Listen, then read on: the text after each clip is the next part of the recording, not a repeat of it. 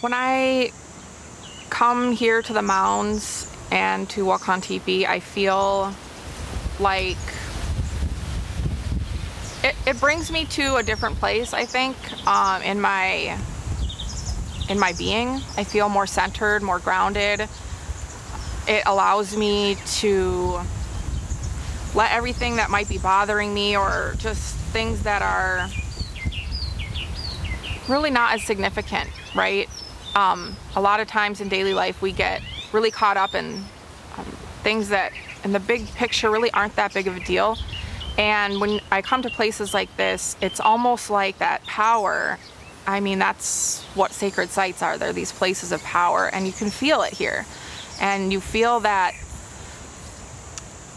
bigness, that big sacred feeling that takes all those other meaningless little things away, and it allows you to reconnect with yourself and your spirit and be more centered and grounded. And that's why I feel so lucky that I get to do this work and that I live so close to this area and I can come and visit and feel that when I need to. I think there's something powerful in being somewhere that you know your ancestors were and knowing that your ancestors currently are. I felt the same way when I went to Grey Cloud Island, because that's actually named after one of my Kushis. And going there and knowing that my direct relatives were there. And I think that same feeling applies to me here. It's very powerful. Sometimes it can be a little overwhelming, but it's very powerful just walking around here, because I've been here a few times now, and just walking around here and remembering my relatives, you know, because they're not just people from a long time ago who I don't have any connection to anymore. They're my relatives still, you know. My connection to the mounds is this is the original homelands of the Dakota people, and you know, people have reservations that they live on, but this is like the original place.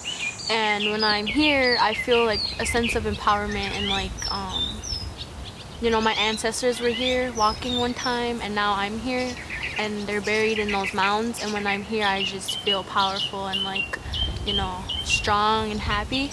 And if you're having like a bad day and you come here, sometimes it can really help just to walk around. Here maybe about a half mile away from here. I used to come here, play. I was always drawn to coming to this place. I didn't know anything about it.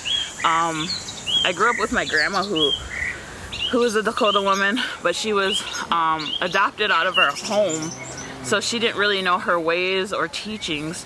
But anyways, we grew up here on the east side, and I always came to these mountains and I felt somehow connected. Like I knew this place was a spiritual place.